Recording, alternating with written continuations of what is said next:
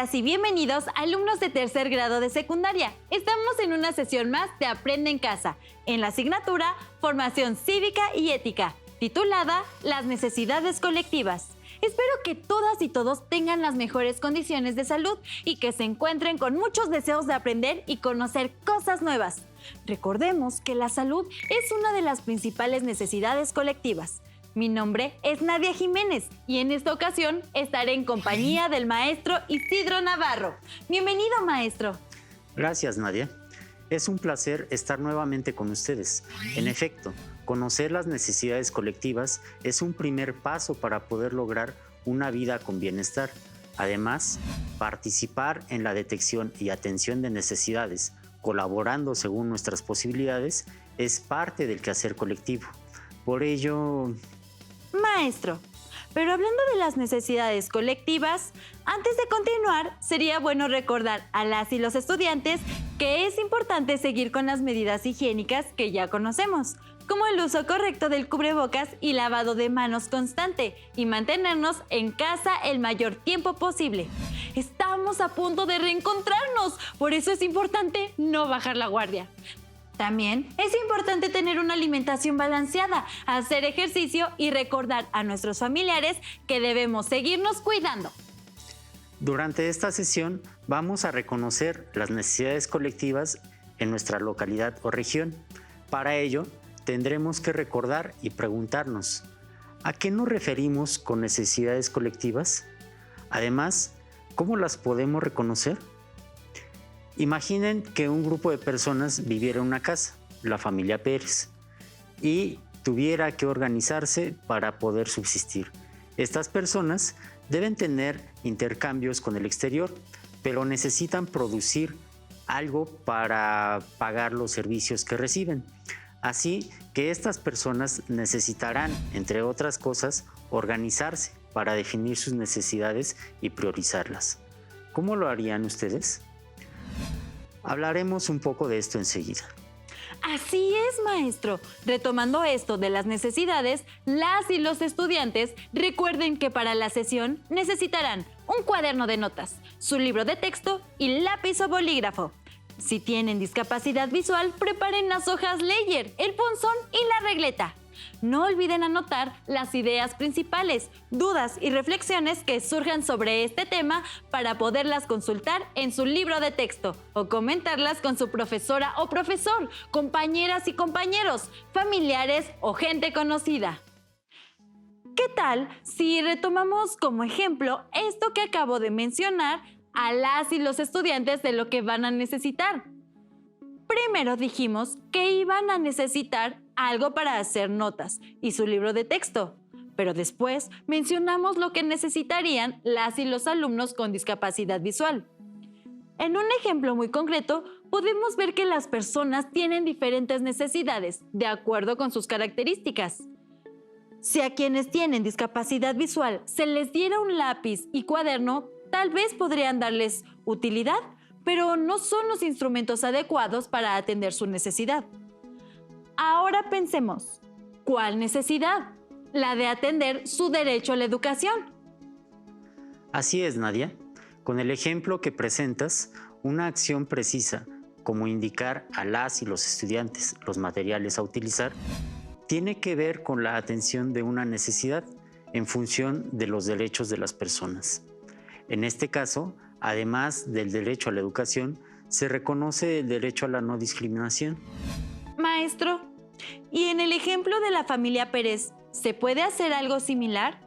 Pues estamos hablando de identificación de necesidades y la manera en que se pueden atender. Sí, serían los mismos elementos, pero tal vez podrían partir de los derechos para reconocer las necesidades y las acciones. Ir un poco en sentido inverso al ejercicio que hiciste. A ver, yo hablé de una acción, los materiales que deberían preparar las y los estudiantes. Esta acción la relacioné con una necesidad y con un derecho. Entonces, la familia Pérez podría identificar los derechos que tienen cada uno de sus integrantes, definir sus necesidades y posteriormente las acciones necesarias para atender estos derechos. Así es. Ahora pensemos en una comunidad.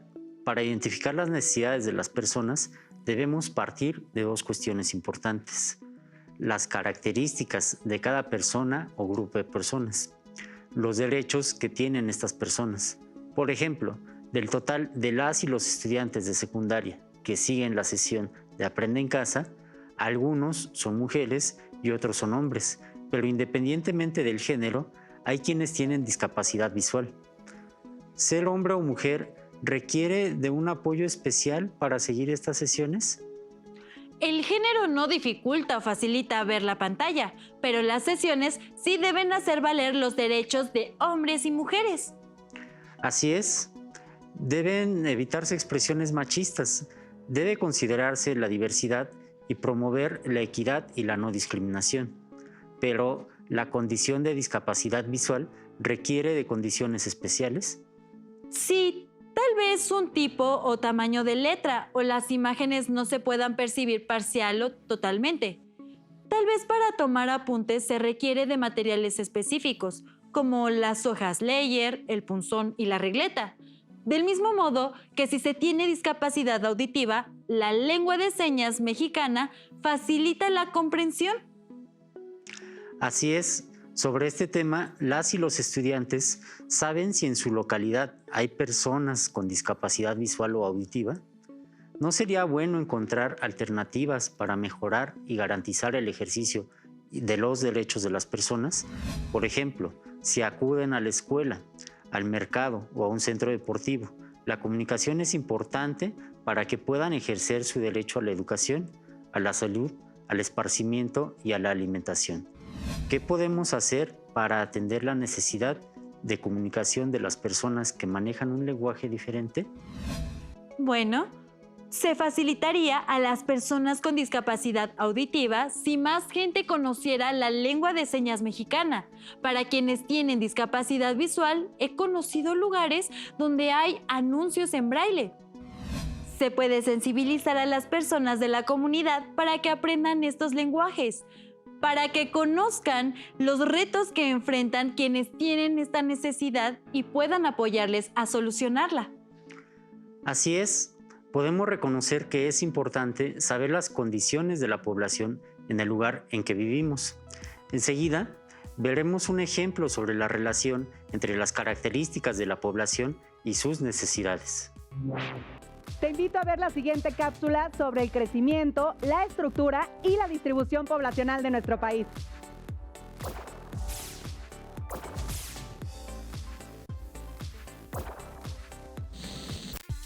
A partir de 1975, en México comenzó a disminuir la tasa de crecimiento de la población. En 2015, esta fue de 1.4%. En ese entonces, hubo 119.530.753 habitantes en total. La población menor a 15 años empezó a bajar desde el año 2000. En 2015, representó 27% y para 2050 conformará el 21%. El grupo de 15 a 59 años en 2015 constituyó el 63% y se prevé que para 2050 disminuirá a 43%. El número de personas de 60 años y más aumentará considerablemente en la primera mitad del siglo XXI. En 2015 conformó el 10%. Para 2050 será el 22% aproximadamente. Estos cambios en el crecimiento y la estructura de la población del país tienen varias implicaciones. Por ejemplo, el descenso de la población menor de 15 años abre la oportunidad para mejorar tanto la calidad como la cobertura de servicios que aseguren su bienestar, en especial la salud materna e infantil y la educación básica. Los requerimientos del considerable número de población adulta en edad de trabajar exige la adecuación de programas de empleo, vivienda y salud. Y el crecimiento significativo de ancianos supone ampliar la oferta de servicios orientados hacia ellos, así como incorporar estrategias y programas que satisfagan sus necesidades con oportunidad y equidad. El progresivo envejecimiento de la población es uno de los principales cambios en la estructura poblacional, pero la distribución de los habitantes en el espacio geográfico también lo es. En México, la distribución de la población es desigual. Más del 80% de las personas se concentra en las localidades urbanas y solo el 20% habita localidades rurales. Esto trae consigo diversas consecuencias. Por ejemplo, en los espacios urbanos, tanto las fuentes de empleo como la infraestructura de transporte, educación y salud son insuficientes. Los asentamientos humanos, en constante expansión, invaden reservas ecológicas y áreas agrícolas. Cada vez hay más contaminación que afecta la salud de los habitantes. Y se generan problemas de desigualdad. Los residentes con menores ingresos se ven obligados a desplazarse hacia la periferia urbana, donde no hay infraestructura de servicios básicos. Por otro lado, en los espacios rurales existen problemas de pobreza y marginación. Muchas localidades dispersas presentan deficiencia de carreteras, lo que hace complicado ofrecer servicios básicos. Y la población rural, que migra hacia las zonas urbanas, deja a sus localidades sin la suficiente mano de obra para realizar actividades productivas. México cuenta con una proporción significativa de jóvenes y adultos en edad de trabajar. Aunque, según datos del Censo de Población y Vivienda 2020, en México habitan cerca de 120 millones de personas, con una edad media de 29 años. En el video pudimos notar que las características de la población permiten comprender algunas de sus necesidades. Por ejemplo, si hay más niñas y niños en edad escolar, se requieren más escuelas, pero si en un momento, como se indica en el video, la población de adultos mayores será más grande, se necesitarán más escuelas o servicios de salud para la tercera edad. Así es, maestro. Pero también, si en una localidad hay personas hablantes de una lengua indígena, ¿no deberían tener oportunidad de comunicarse en su propia lengua? O en los casos de localidades con espacios inseguros, como parques o algunas calles para las mujeres. Tal vez algo se pueda hacer para que esos lugares sean más seguros, que estén alumbrados, que haya más seguridad. Muy bien, Nadia. Pues se trata de identificar esas necesidades, comprender las características de la población y verlas a través de los derechos. Eso nos permitirá saber qué necesitan las personas y cómo poder apoyarlas. Perfecto, maestro. Entonces abordemos un ejemplo en el que se muestra que la dinámica de la población puede modificar las necesidades de las personas. Tiene razón. Por ejemplo, el caso de las enfermedades en el país. Hacia la década de 1980, había varias personas que presentaban malnutrición. La obesidad y el sobrepeso no eran problemas tan graves como en la actualidad. Estos padecimientos comenzaron un poco después, coincidiendo con la mayor oferta de alimentos con muchos carbohidratos y poca presencia de nutrientes, lo que comúnmente se llama comida chatarra. Así, en esa época, las características de la población indicaban que se requería ofrecer mayores nutrientes. Por eso se comenzaron a enriquecer la leche y otros productos. Pero ahora los problemas de malnutrición están presentes en algunos sectores de la población, en algunas comunidades indígenas o colonias urbano-marginales, aunque la sociedad ha cambiado. En este periodo se ha hecho más presente la obesidad y el sobrepeso, trayendo consigo otros problemas de salud asociados como la de diabetes mellitus o problemas cardiovasculares. Así que, en términos de estos dos problemas, hay personas con talla y peso menor al esperado y otras con talla y peso por encima de sus niveles de salud recomendados. Así, las y los estudiantes pueden indagar si en su comunidad hay estos y otro tipo de problemas que afecten los derechos de las personas. Su estado de salud es importante. Sí, maestro. También se puede saber si hay personas que aún no saben leer y escribir, otras que tal vez no tengan acceso a servicios de salud. Pero hay otro tipo de problemas que afectan a la población y sus derechos. Son problemas que se presentan en las localidades, que no son problemas individuales, sino colectivos. Algunos de los problemas y necesidades que hay en nuestra comunidad entrañan otros más, generando una cadena de situaciones que podemos ir resolviendo de acuerdo a la urgencia que presente cada una. Por ejemplo, la basura provoca la concentración de fauna nociva como cucarachas, ratas y moscas, de modo que la situación problemática no son los desechos propiamente, sino el mal manejo que hacemos de ellos. No es una necesidad estética, es mantener nuestro espacio limpio en nuestra comunidad. Es contaminación, la contaminación nos afecta a todos. Vamos a recoger todo este PET que está aquí regado, tráiganse los costales. Hacer un diagnóstico detallado de la situación nos da la oportunidad de plantear una solución posible de realizar, a través de un plan de trabajo que tenga orden en las actividades a realizar. ¿Qué problemas han detectado en su escuela? ¿Qué están haciendo para solucionarlos? La laguna ya está muy contaminada a causa de todas estas botellas. Esta contaminación, como les decía hace un rato, nos causa fauna nociva, es decir, en algunas ocasiones causarnos muchas enfermedades. Entonces, por eso tenemos que limpiar nuestra laguna. Una vez identificadas las necesidades de una comunidad, podemos empezar a diseñar las acciones para solucionar los problemas detectados. Como pudimos notar, hay problemáticas locales en las que también podemos participar para bien de la comunidad. ¿Cómo afecta la presencia de basura en las calles de la localidad? Bueno, si hay mucha basura tirada en las calles o está acumulada en una parte, una esquina o un lote baldío, esto aumenta la presencia de animales e insectos, lo que puede propiciar enfermedades en la comunidad.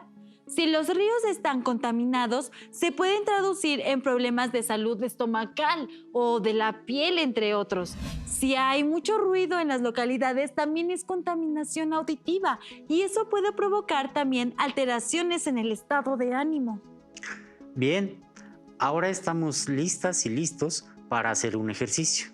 Se trata de identificar las problemáticas de la localidad para poder definir acciones que ayuden a resolver la situación.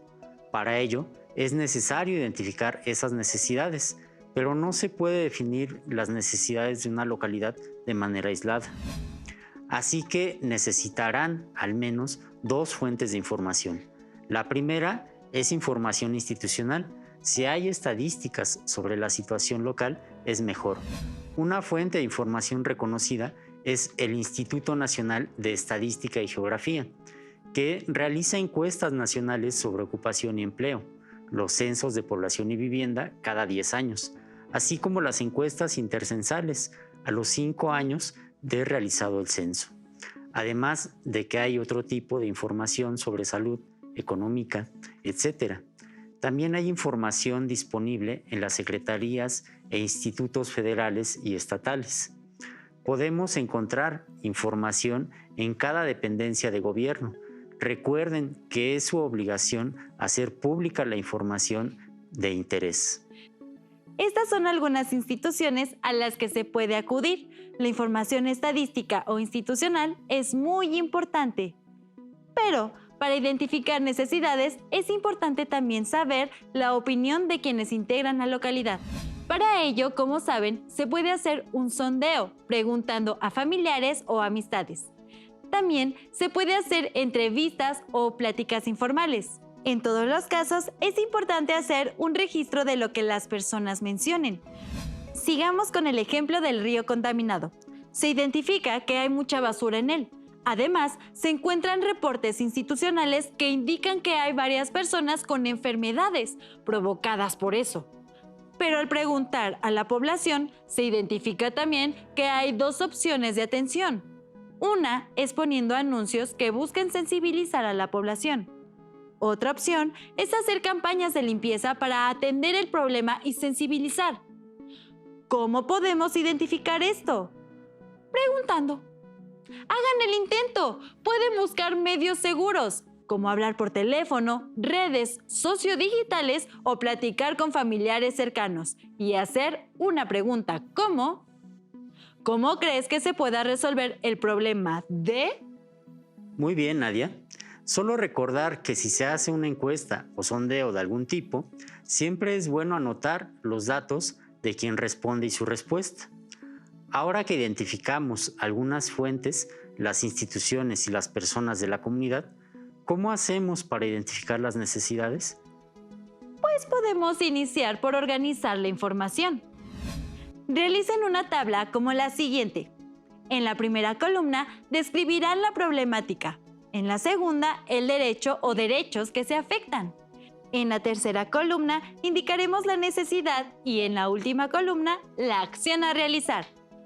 Por ejemplo, si se trata de la contaminación del río, se afecta el derecho a la salud, aunque tal vez se pueden afectar otros. La necesidad sería tener agua limpia o potable. Una acción para atender esta problemática sería hacer la limpieza del río. Posterior a esta organización, tendríamos que preguntarnos, ¿podemos realizar estas acciones? Hay varios criterios para decidir si se trata de acciones viables, que no pongan en riesgo la integridad de alguien, que cuenten con los materiales necesarios, que se puedan mantener las medidas sanitarias, que sean respetuosas de la ley, que se cuente con respaldo de tutores, docentes o alguna autoridad y de las y los habitantes. Pues bien, maestro, estamos por concluir la sesión. En esta ocasión pudimos abordar algunos aspectos relacionados con la identificación de necesidades de la localidad. Así es, planteamos que hay necesidades individuales y colectivas, que ambas tienen relación con los derechos de las personas y se pueden atender de diferentes maneras. Evitar la discriminación por cualquier motivo y solidarizarse con quienes tienen necesidades específicas es una forma. También vimos que las necesidades colectivas se pueden identificar si se tienen en cuenta las fuentes institucionales y la opinión de quienes habitan la localidad. Recuerden que para seguir aprendiendo pueden consultar su libro de texto de formación cívica y ética. No olviden compartir lo que aprendieron en esta sesión con su familia y gente cercana. También pueden invitarles a realizar el ejercicio de identificación de necesidades, ya sea individuales o colectivas. Podrían hacer el ejercicio en su familia o con su grupo de amistades. Con ellos podrían poner en práctica lo que hemos analizado en esta sesión. Al final, comenten con sus docentes, compañeras y compañeros. Cuídense mucho. Hasta luego. Si tienes dudas o necesitas ayuda, llama al Centro de Apoyo Pedagógico a Distancia. El número de teléfono para secundaria es el 55 36 01 71 23.